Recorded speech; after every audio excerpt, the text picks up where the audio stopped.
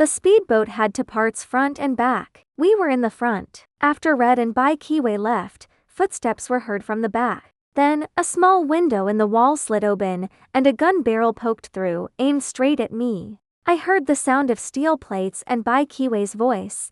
How did you figure out from the plates that the money is on that ring-shaped island? Red's voice was cold like ice. We used our brains. Don't waste my time, Bai Kiwei said sharply. Tell me the truth, Red suddenly yelled. Do you think shouting scares me, Mr. Bai? I could not help but laugh. Her voice sounded very tough. Bai Kiwei, I called. If you want to save time, you had better be nice to my cousin. He made an angry sound. I don't believe it. I smiled in a mean way. If you hurt her, she is just a woman. That will not make you much of a hero. I knew Bai Kiwei thought of himself as a hero, so I tried to provoke him. It worked. He coughed awkwardly. Miss Wang, you can speak now. Red said, put the 25 plates together, and the bumps and lines form a map of the ring-shaped island with a smaller one inside. There is a simple eagle drawn on it, its beak pointing to the small island. We figured out it is Thassel Island. Only then did Song Jian and I understand how the plates worked. We had thought about trying to break free while Bai Kiwei was busy, but hearing him and Red solving the plates, we stayed still, listening carefully. The sound of metal filled the air as they arranged the plates. After 7 or 8 minutes, Bai Kiwei said, You are right. Miss Wang has a sharp mind. Red laughed, pleased. I thought to myself, Bai Kiwei is also very smart. He took my advice and acted nicely. He asked strongly, So, do the words on the back show the exact spot? See for yourself, Red said. We could not solve it. Bai Kiwei made a sound and turned the plates over. Soon, he read aloud, the money of the 7 gangs and 18 societies brothers, hidden on the island by Yu Tingwen, seen by the gods. He paused. What does this mean? Song Jian could not help himself. Keep reading, Bai Kiwei said sharply. You still want some of it? Red interrupted. One more brain cannot hurt. Her tone suggested she no longer saw him as an enemy. Bai Kiwei continued, the eye of the white phoenix, the eye of the red bird, the eye of the white tiger, the eye of the blue dragon. Only my brothers can reach the highest point. When they return, they will see the light again. He finished, very annoyed. What the hell is this meaningless talk? I mocked. If you don't understand it, don't swear. Do you? He said back. No, I said. But at least I will think about it instead of cursing. Shut up, Bai Kiwei shouted. I ignored him, thinking about the words. Those few sentences were so disconnected they hardly made sense together. Where they did connect, they seemed like useless talk, nothing connected to exact directions or places. The main point, of course, was in the first 4 lines, but those 4 lines, they meant almost nothing. I looked at Song Jian. He was shaking his head, clearly as confused as I was about what it all meant. The speedboat kept moving without a clear direction on the sea. After a long time, we heard Bai Kiwei shouting orders to his men, check the fuel, start the engine. The gun barrel poking through the small window, keeping us watched, finally moved back. I quickly stood up, pulling very hard against my TIs. But the nylon ropes were very strong. The harder I pulled, the deeper they cut into my skin, sharp pain going through me. Song Jian looked through the small window and saw Bai Kiwei looking at the table, where 25 steel plates formed a perfect circle. He was tapping the surface, thinking to himself, saying quietly. Song Jian moved back quickly, then moved forward fast, biting his teeth into the ropes around my wrist. I realized he was trying to chew them off. A small hope appeared in me. But the moment he bit down, he made a sharp cry, and moved back. I stopped, surprised, and said quickly, What is wrong? His lips swelled up very fast, turning red and puffy. I shouted, Bai Kiwei, what is on these ropes? Bai Kiwei's laughter was heard from the next cabin. Nothing special, he said, but if you try biting through them, you are as good as dead. I said back, and if you just bite a little, then it's just a little pain, he replied. Enough to stop you from acting like a hero. My bad. My bad. He thought it was me who had been bitten, not Song Jian, and was making fun of me from the other cabin. I sighed and became quiet. Song Jian's face was very angry. Not long after, the boat's engine made a loud sound and started. About 10 minutes later, Song Fu, lying on the floor, moved. He rolled a few times, then his eyes opened a little. We looked at him. He looked back. At first, his face lit up with shock, but it quickly changed to a cold, mean smile. Well, he said. All caught by the Hook Gang, huh? Song Jian said sharply.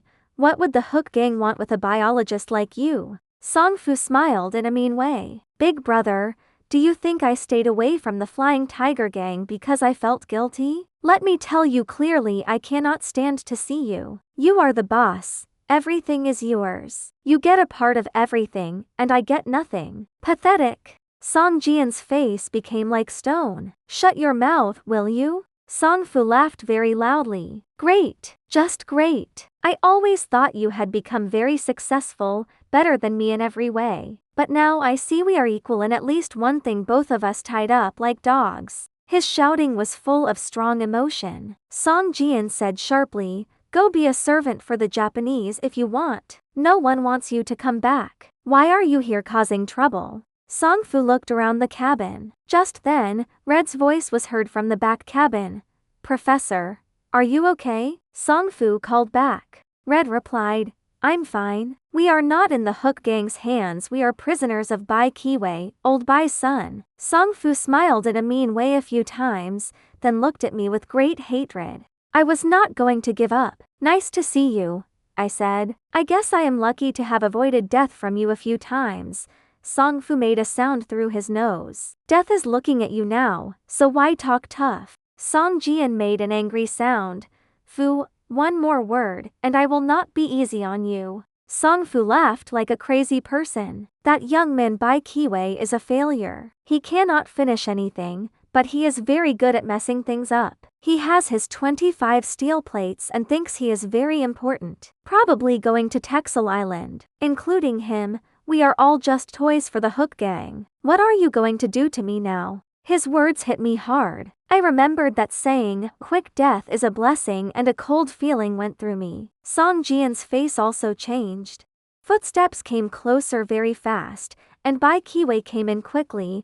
What bad words are you saying? Song Fu did not even look at him. You young child, still very inexperienced. What right do you have to talk to me? Bai Kiwei became very angry. With an angry sound, he kicked at Song Fu. I did not want Song Fu to be hit easily right in front of me, so I opened my mouth to stop it. But before I could, Song Fu jumped up, meeting Bai Kiwei's kick directly. His sudden jump surprised Bai Kiwei, making his attack slower. Two of Bai Kiwei's men shouted from the next cabin, but they could not shoot. Song Fu had already hit him, holding him down. One bullet, and their boss would also be hit. Seeing my chance, I jumped up, pushing my knee into Bai Kiwei's head with a heavy hit like a professional wrestler trying to knock someone out. Bai Kiwei made a sound of pain, almost losing consciousness. Song Jian, worried I had gone too far, shouted, Enough! Enough! I jumped up again. Song Fu kept Bai Kiwei held down, not moving. Bai Kiwei finally made a pained yell. Red and his men had already rushed into our cabin. I shouted,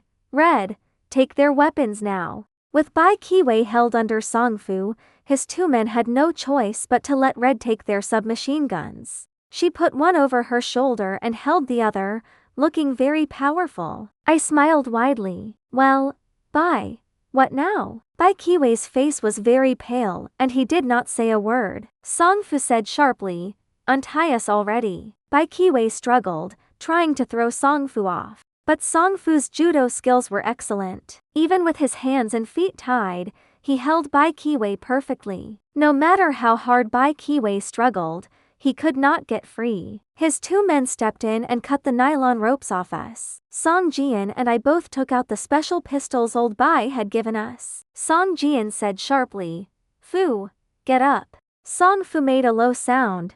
What is with your attitude now? Without me, you would still be tied up. Song Jian waited, then admitted, You are right. We would not have gotten free without you. You deserve the credit this time. Song Fu smiled in a mean way. If I won, Why are you still giving orders? Song Jian looked like he was holding back great anger. So what is your plan? Song Fu smiled in a mean way, then jumped to his feet. No plan at all. I could tell from his voice that he was planning something, even if he would not admit it. Once Song Fu was up, Bai Qiwei quickly stood up, looking like he wanted to attack him. But one quick look at us stopped him. I looked at Song Jian. Big brother Song, it is your turn to talk.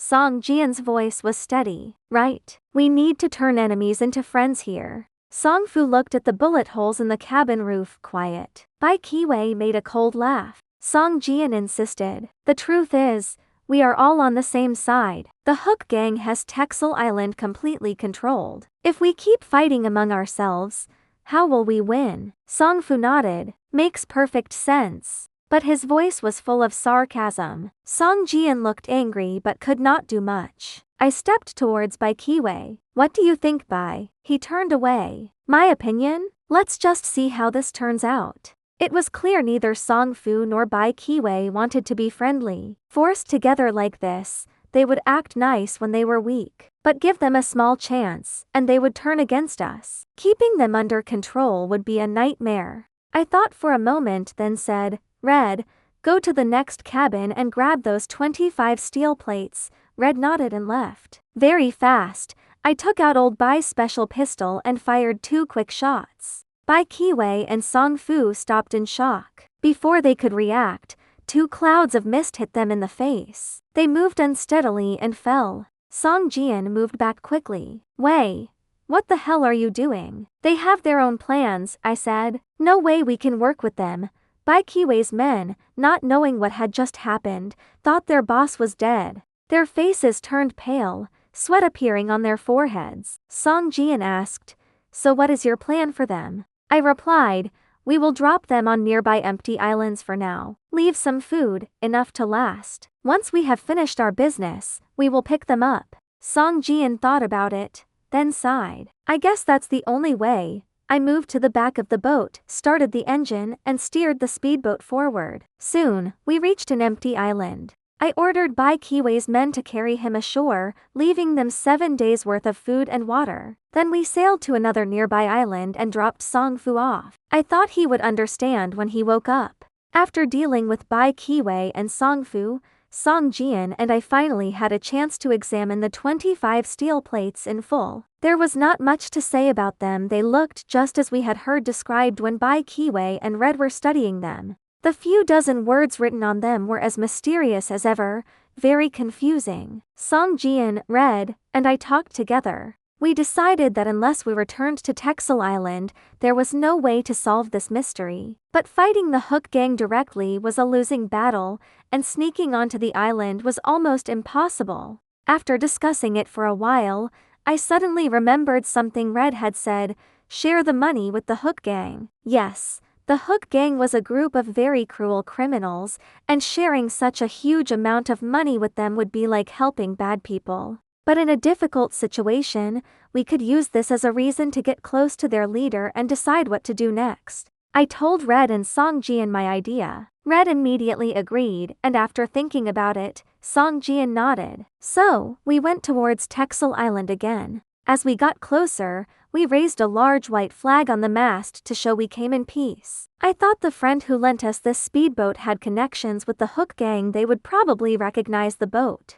We sailed through the opening in Texel Island's outer ring of islands. A few gunshots were heard, but from the sound, they were fired into the air. Moments later, 4 speedboats came close from all sides. I turned off the engine immediately. Each approaching boat had a man standing at the front, fully armed, their faces serious. I had already told Red to stay hidden in the cabin, out of sight. Song Jian and I stood at the front of our boat. The other boats came closer, and soon they were right next to us. The men were agile, jumping onto our boat easily. One of them shouted in English, "Are you here with the tobacco and alcohol?" Song Jian and I looked at each other. My guess was right. The boat's owner did have ties to the Hook Gang. I did not answer in English but in the local Luzon language, saying, "You are wrong. We are here to see your leader." The 4 men's faces changed, 2 of them shouting in alarm. I quickly added, We come with no bad intentions. We are not with your government, we are Chinese. Meeting your leader will bring you all a huge reward."